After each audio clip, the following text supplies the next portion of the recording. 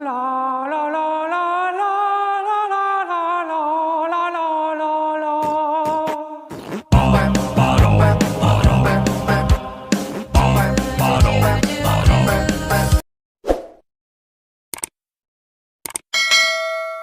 Saudaraku yang sedang asyik bermain TikTok, terutama para perempuan, dan saya tunjukkan sekali lagi kepada para perempuan yang berjoget ria, goyang dua jari, yang berjoget ria dengan lagu-lagu remix erotis yang menirukan perbuatan orang-orang kafir yang membuang-buang waktunya. Saya tidak akan berbicara dari sisi yang banyak, tapi saya akan membicarakan dari sisi Anda sebagai seorang wanita. Wajah Anda sangat mempesona. Hidung Anda, bibir Anda, mata Anda sangat membuat syahwat lelaki naik. Tahukah dosa yang sudah Anda rebuh untuk berhadapan dengan Allah nanti kelak? Dosa yang disebut dengan dosa tabarruj. Dosa memperlihatkan kecantikan, kemolekan di hadapan laki-laki yang bukan mahramnya. Tahukah Anda bahwasanya itu maksiat kepada Allah Jalla fi'ala dan kepada Rasulullah Sallallahu Alaihi Wasallam? Dan yang bermaksiat akan termasuk dari orang-orang yang enggan masuk ke dalam surganya Allah Subhanahu wa taala. Rasulullah Sallallahu Alaihi Wasallam bersabda, "Kullu ummati yadkhuluna jannah illa man aba." Setiap umatku akan masuk ke dalam surga kecuali orang-orang yang enggan. Man ya'ba ya Rasulullah? Para sahabat bertanya, siapa yang enggan masuk surga wahai Rasulullah Sallallahu Alaihi Wasallam? Maka Nabi Muhammad Sallallahu Alaihi Wasallam bersabda, "Man ata'ani dakhal jannah wa man asani faqad aba." Yang taat kepadaku niscaya dia masuk ke dalam surga, dan yang bermaksiat kepadaku itulah orang-orang yang enggan. Kemudian ada hadis Nabi SAW tentang ciri wanita terkutuk. Itu hadis Bukhari tentang wanita sayyidati ayat umat ini yang sa'ud kasiat ariyat. Diantaranya dikatakan bahasa kasiat ariyat, pakai baju tapi seperti telanjang, ma'ilat mumilat, kalau jalan lenggak-lenggok, rusuhunna ka'asnimatil bukhti, kepalanya seperti punuk onta, dibuat nonjol ke atas dengan sengaja. Mereka tidak akan bisa menyium bau surga. Bahkan dalam riwayat Nabi Muhammad, fal'anuhunna fa innahunna mal'unat, kutuklah orang-orang itu karena dia terkutuk. Baik, ini adalah salah satu riwayat dari Nabi SAW, peringatan kepada wanita agar mereka tetap menjaga kemuliaan mereka. Dan sungguh kewajiban seorang wanita bukan hanya menutup aurat saja. Ini bab menutup aurat. Akan tapi menutup aurat pun harus, tujuannya menutup aurat adalah, di samping ini adalah perintah Allah, adalah agar tidak menggugah syahwat orang lain, kaum pria. Sehingga ada pada zaman dahulu tuh kasiat ariyat, setiap bangsa itu modelnya beda-beda. Kasiat ariyat pakai baju tapi ketelanjang. Ini bingung, orang pakai baju telanjang. Dulu ada pakai maxi, ada rok panjang tapi dibelak sampai pinggang, ada itu. Itu zaman dulu tuh. Niru artis, niru bintang itu. Itu kan ada model-model tahun 60-an, 70-an, enggak ingat tahun 7 kita belum lahir. Ini ada gambar-gambar yang ini, atau barang mungkin film-film lama yang ada, atau apa cerita ibu ini.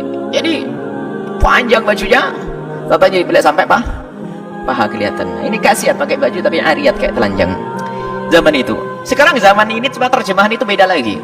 Pakai baju menutup aurat tapi bajunya ketat, semua lekuk tubuhnya terlihat, dan itulah fal'anahunna. Ini yang masuk dalam hadis Nabi SAW. Jadi tidak cukup kau hanya menutup auratmu, akan tapi menutup lekuk tubuhmu itu adalah kewajibanmu. Sudah begitu memang ciri dalam hadis Nabi, ma'ilat mumilat. Jalanmu wajar saja. Kalau wanita bergoyang pinggulnya wajar, tapi kalau menggoyang-goyangkan pinggulnya berlebihan, hanya pengen dilihat kaum laki-laki, rendah dia. Jalannya ngelipet. Orang bingung, ini ngapain ini? kita dibuat seperti itu. Kalau tidak bergoyang pinggulnya orang mati. Akan tapi bukan, jangan hentakkan kakimu hanya untuk dilihat oleh orang. Jangan membuat satu gerakan yang berbeda. Artinya apa? Berjalanmu di saat kau sendiri, di saat ada laki-laki itu kayak apa? Dan wanita mulia adalah wanita yang tidak senang jika diperhatikan kaum pria. Ini adalah sifat kemuliaan. Karena dia ngerti diri yang mulia, tidak senang dilihat oleh orang-orang rendah, mata jelalatan. Sampai sampai kerendahan-kerendahan yang lainnya, sampai bab zina sendiri di kalangan orang mulia nggak kebayang. Sehingga pada zaman Nabi, waktu Nabi ngajak berbaiat para wanita-wanita Arab, wanita-wanita mulia Arab, sebab di negeri Arab itu biarpun belum ada Nabi Muhammad belum datang, punya satu kebiasaan mulia wanita, menjaga kehormatan. Sehingga sangat terhinakan jika wanitanya itu rendah. Sehingga termasuk kalau ada orang berani menodai kehormatan seorang wanita, itu luar biasa, akan menjadi sebab peperangan dan seterusnya. Kehormatan wanita dijaga. Nabi ngajak baiat kepada kaum wanita-wanita mulia. Hendaknya engkau berbaiat kepada kami. Kata wanita tersebut, berbaiat bagaimana ya Rasulullah? Allah tasrikna, kalian jangan mencuri. Mereka masih diam karena ada wanita yang mencuri. Tapi di saat Nabi mengajak baiat, Allah tazdin, jangan sampai kalian berzina. Sayyidah Hindun mengangkat tangan dan berkata, ya Rasulullah, ataznil hurratu, apakah kebayang orang merdeka itu melakukan zina? Kalangan orang mulia itu zina itu gak masuk dalam hitungan. Itu kan kerjaan rendah itu. Kerjaan rendah. Ataznil hurratu, akan berjalan seorang yang. Sehingga di kalangan wanita mulia itu tidak senang kalau kecantikannya diperhatikan di pinggir jalan. Itu hanya privasi suaminya. Tidak diobral sana sini, lekuk tubuhnya pun dijaga. Ini wanita mulia ini. Malu kalau lekuk tubuhnya dilihat sama orang. Sayyidah Fatimah adalah contoh luar biasa, karena yang mendidik adalah manusia termulia Nabi Muhammad SAW. Sayyidatuna Aisyah pernah suatu ketika duduk dengan Sayyidah Asma binti Umaish. Duduk di rumah beliau, di rumah Sayyidah Fatimah. Tiba-tiba ada mayat yang dibawa ke kubur. Tiba-tiba menangis terseduh-seduh. Kemudian Sayyidah Asma bertanya, wahai putri Rasulullah, engkau menangis, ada apa dengan mayat itu? Kemudian Siti Fatimah berkata, aku nanti kalau mati akan dibawa ke kubur seperti orang itu. Dijawab, iya, semua orang harus dibawa ke kubur. Alangkah malunya aku. Kenapa? Itu orang yang dibawa ke kubur, terlihat lekuk-lekuh tubuhnya. Alangkah malunya aku nanti jika aku mati kemudian diangkat di pundaknya manusia lalu dibawa ke kubur, orang akan melihat kepada lekuk-lekuk tubuhku. Jadi dulu tuh kalau orang meninggal dunia itu dikasih kain kafan, sudah dibawa ke kubur, nggak pakai penutup begitu, jadi kelihatan itu loh mayat gitu. Sehingga lekuk tubuhnya terlihat. Kebayang Siti Fatimah kalau meninggal, akan terlihat lekuk tubuhku, menangis beliau. Padahal yang dipikir adalah bukan di saat beliau hidup ada orang ngintip, bukan, di saat sudah meninggal, rohnya sudah tidak ada. Kebayang lekuk tubuhnya, dilihat orang merasa malu. Lalu Sayyidah Asma memberikan kabar gembira, wahai putri Rasulullah, waktu aku ke Habasyah dulu, aku melihat di situ ada, kalau orang meninggal dunia dibuatkan penutup keranda lalu ditutup begitu. Subhanallah, seperti mendapatkan duit miliaran, seperti mendapatkan sesuatu yang sangat besar.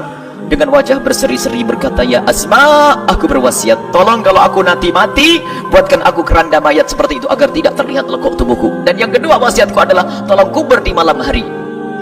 Khawatir di saat dibawa ke keranda masih ada kaum pria yang ingin melihatnya. Itu wanita mulia. Dan sampai hari ini pun kita menemukan kelompok-kelompok wanita mulia waktu kita sekolah di Tarim. Wanita mulia, jadi kalau ada wanita berjalan kok ada laki-laki di belakangnya, dia pantang ada orang belakangnya, minggir, suruh laki-laki duluan. Makanya kami himbau, hei kaum pria, pantang berjalan di belakang perempuan. Jangan berjalan di belakang perempuan, ketahuilah. Kenapa? Perempuan itu semuanya indah, ada menggoda semuanya. Jadi sebagai wanita mulia, laki-laki mulia, perempuan mulia, dia pengen lekuk tubuhnya diperhatikan.